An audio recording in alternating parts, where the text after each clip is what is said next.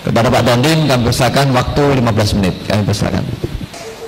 Ini sebelum saya nanti berbicara, ini sepertinya kaki saya gemeteran dari tadi itu. Karena di depan saya ini guru-guru saya semua ini, sampai guru ngaji saya pun ada di sini itu. Ada yang senyum-senyum di pojok sana itu. Ya, Masya Allah, ini luar biasa. Tapi karena tugas saya harus mengisi, ya saya laksanakan.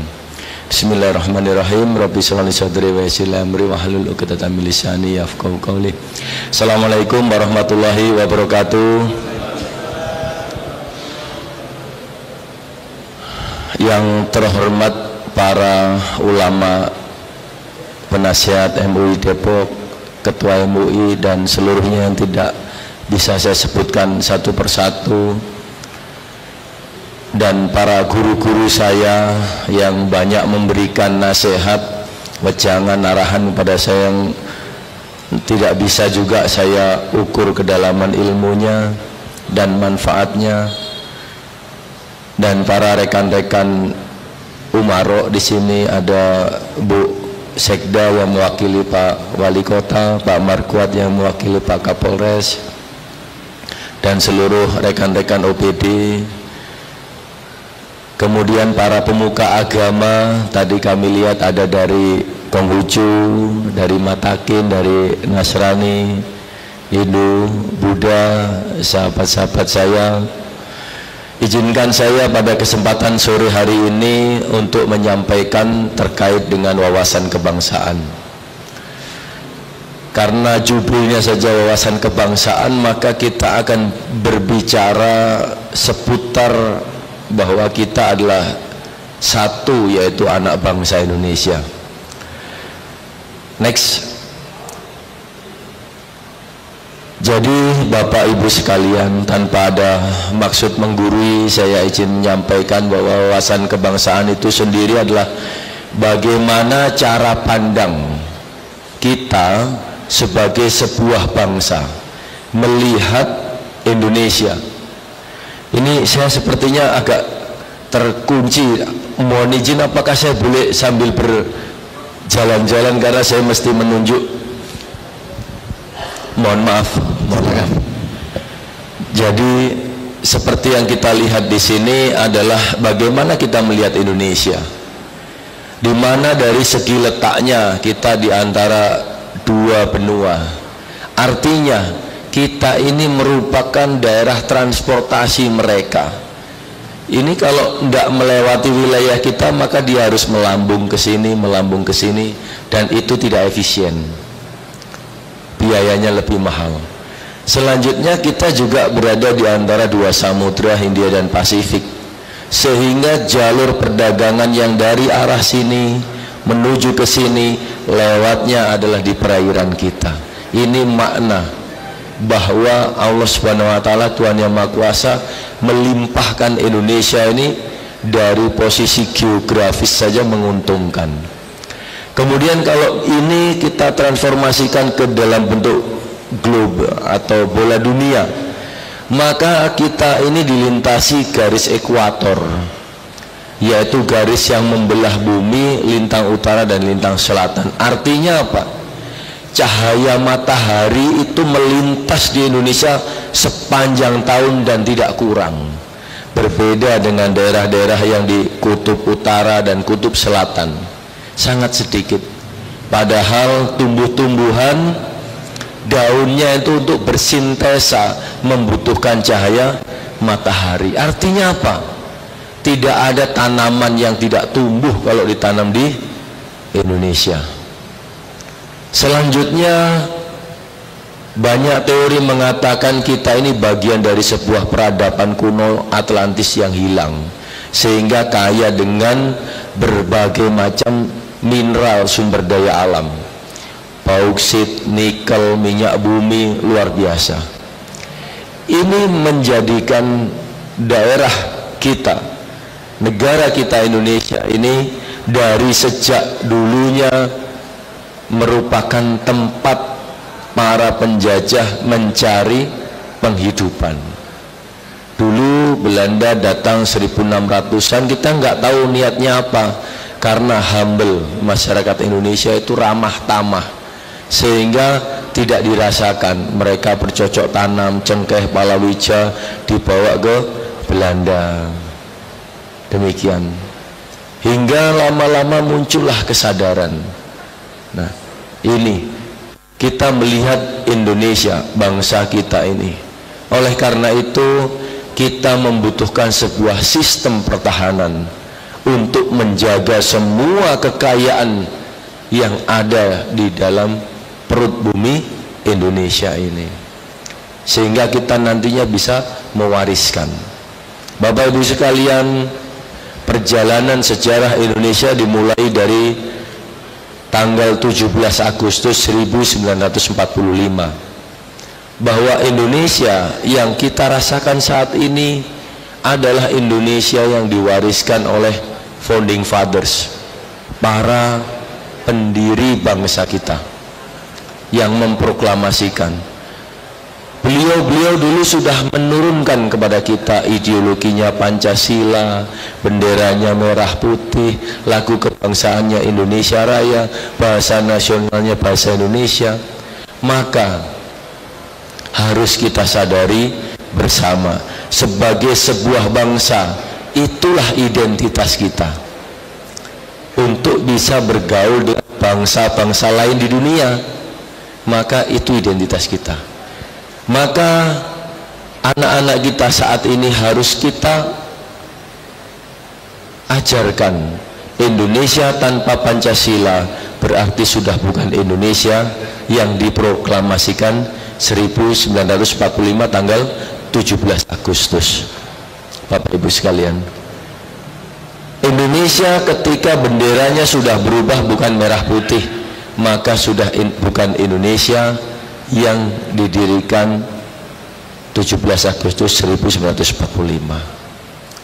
Ini yang harus kita pahami bersama, karena inilah yang menjadi benteng identitas kita sebagai sebuah bangsa. Oleh karena itu, menjaga semua simbol-simbol kebangsaan kita memerlukan alat-alat, di mana dalam ketatanegaraan kita Indonesia memiliki dua alat. Yang pertama adalah TNI, yaitu alat pertahanan negara. Kemudian Kepolisian Republik Indonesia atau Polri adalah alat keamanan negara. Jadi ini dua-duanya adalah alat yang berfungsi berbeda. Jadi kalau yang satunya itu mungkin kunci Inggris, yang satunya obeng, nah itu beda fungsinya. Jadi tidak mungkin berebut peran. Selanjutnya alat yang ketiga apa sebenarnya? Yang bukan penjaga tetapi pelaksana, yaitu alat pemerintahan negara. Kita mengenal trias politika, ini panjang, saya tidak mengarah ke situ nanti. Jadi eksekutif, legislatif, dan yudikatif. Alat pemerintahan negara termasuk Pak Wali Kota, sampai Pak Presiden, inilah alat negara. Jadi Bapak Ibu sekalian, inilah cara pandang. Sekarang ada pertanyaan, untuk menjaga wilayah kita, kita memiliki alat pertahanan negara yang alat pertahanan negaranya berbeda strukturnya dengan Amerika. Amerika bersifat ofensif, maka tentaranya hanya back to barrack. Mereka semuanya di barak. Mereka tidak perlu komando teritorial seperti di Indonesia. Kenapa? Karena konsep mereka adalah menyerang. Mereka tidak akan berperang di wilayah sendiri. Sedangkan Indonesia, strategi pertahanannya adalah strategi defensif aktif. Kita ini bertahan, tidak punya niatan menyerang negara lain. Maka kita hanya bertahan, sehingga sistem pertahanan yang kita anut adalah sistem pertahanan rakyat semesta, di mana pelaksanaannya 3 lapis. Jadi kalau Indonesia diserang negara lain, maka yang mengatasi pertama adalah TNI. TNI, pasukan-pasukan tempur, Kostrat, Kopassus, Batalion 201, 202, inilah yang akan berperang. Ketika mereka kalah, maka yang membantu adalah komponen cadangan atau Komcat, mulai membantu. Ketika ini kalah, nah, termasuk rekan-rekan kepolisian, ini Komcat. Jadi komponen cadangan adalah setiap warga negara yang sudah pernah mengikuti pendidikan militer, tetapi statusnya bukan kombatan. Nah, jadi seperti Pak Kuat ini sudah pernah dapat latihan militer, nembak, guling-guling, kanan kiri, tujuannya apa. Tetapi saya yakin kalau Pak Kiai dan para santrinya belum pernah itu. Nah, makanya nanti masuknya ke dalam komduk, komponen pendukung pertahanan negara. Kapan komponen pendukung pertahanan negara ini dikerahkan? Ketika komponen utama yaitu TNI dan komponen cadangan sudah kalah, mati semua, kami ini sudah mati semua. Maka ketika TNI-nya kalah, apakah Indonesia akan mengangkat bendera putih dan silahkan penjajah, silahkan keruk semua, jajah semua, silahkan perkosa semuanya rakyat Indonesia? Apakah seperti itu? Tidak. Makanya dalam sejarah revolusi kemerdekaan kita dikenal resolusi jihad, yang saat itu dikumandangkan oleh para kiai. Oratornya adalah Bung Tomo, teriak-teriak dia itu, sehingga membuat rakyat Indonesia nggak takut lagi mati, merdeka atau mati. Kalau kamu penjajah ingin menjajah Indonesia, bunuh kami semua, ratakan kami semua, baru silahkan jajah Indonesia.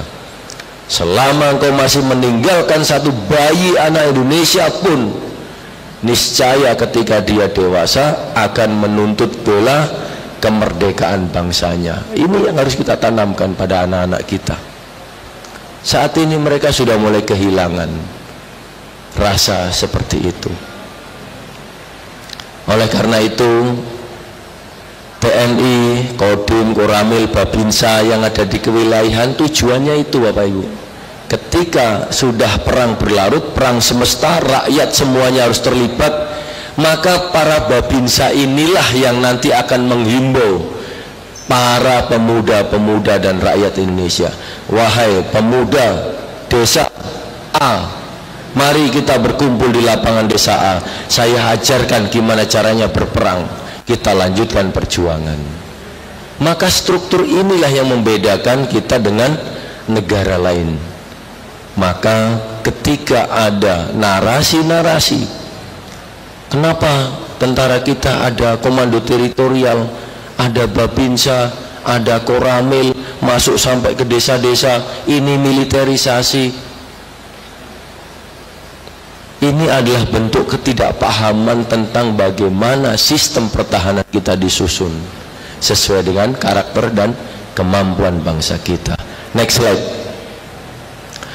Selanjutnya saya, wah ini kayaknya di PDF kan Pak ya? Di PDF kan atau di PPTX kan ini? Ini bisa dihapus nggak Pak itunya? Barcode-nya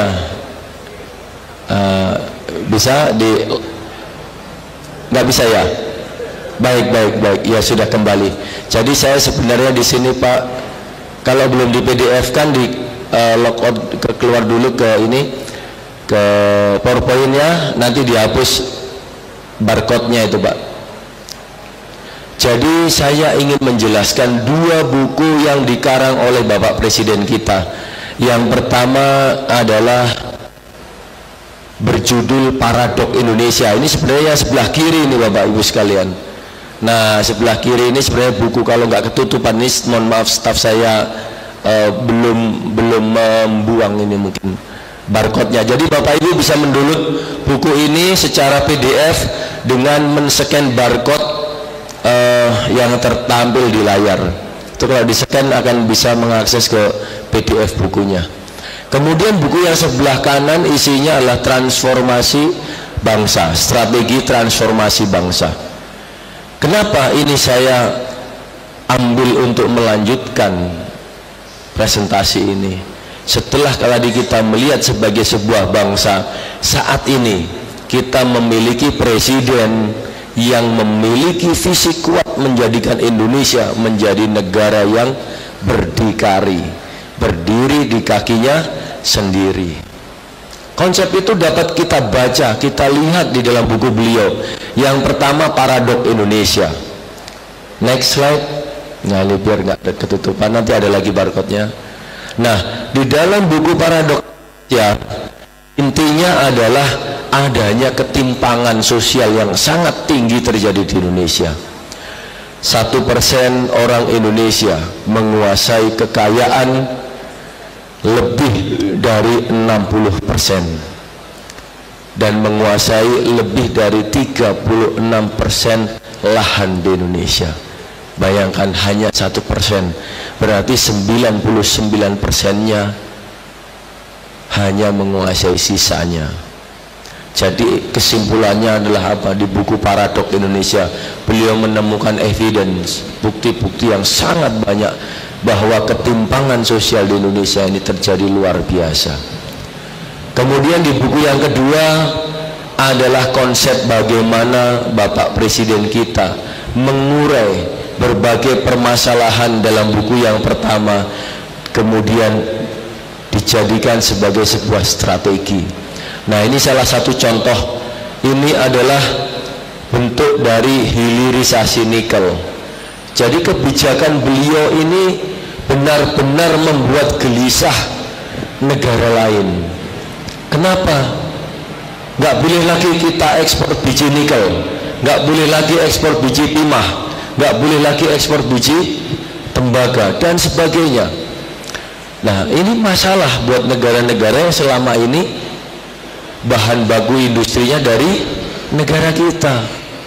Maka jangan heran kalau saat ini berbagai macam kondisi chaos itu dimunculkan. Tidak suka ini, tidak suka itu, berbagai macam kondisi itu dimunculkan. Tujuannya apa? Gagal. Indonesia gagal mencapai kemandiriannya itu. Tujuan utamanya. Caranya banyak. Pecahkan konsentrasi pemerintahnya, jangan sampai konsentrasi dia. Munculkan berbagai macam konflik, demo, konflik sosial dan sebagainya. Nah, habis tenaganya untuk berpikir ke sana. Nah, ini sebagai sebuah contoh hilirisasi. Kita saat ini bingung, Pak, sekarang ini banyak sekali pengangguran, lapangan pekerjaan sangat sedikit, rakyat bingung, kemiskinan di mana-mana. Tapi kalau ditanya, ada ide gagasan enggak? Enggak ada. Betul tidak? Kebanyakan kita hanya bisa menemukan masalah, what-nya saja. So what? Izin Komandan, waktu mohon 1 menit lagi. Waduh, 1 menit lagi. Ya, enggak apa-apa. So what-nya kita tidak tahu. Maka di sini beliau memiliki sebuah ringkasan bagaimana mencapai hilirisasi itu. Investasinya berapa, akan menyerap berapa tenaga kerja, hingga nanti pendapatan negara berapa. Next, lanjut Pak. Nah, ini contoh lagi, bisa dibaca di buku itu. Lanjut Pak. Oleh karena itu, siapa yang bisa membangun bangsa kalau bukan anak bangsa sendiri? Oleh karena itu, ulama dan umarok harus bersatu, saling menasihati, sehingga rakyat Indonesia tidak menjadi objek perebutan pengaruh lagi. Next. Ini bisa di-scan lagi bila yang berkenan, di-scan, ada bukunya. Lanjut. Alhamdulillah sudah selesai. Enggak kelebihan Pak ya. Baik Bapak Ibu, kurang lebihnya saya mohon maaf yang sebesar-besarnya tanpa ada rasa menggurui. Wallahul muwaffiq ila aqwamit thoriq, billahi taufiq wal hidayah. Wassalamualaikum warahmatullahi wabarakatuh. Waalaikumsalam warahmatullahi wabarakatuh. Terima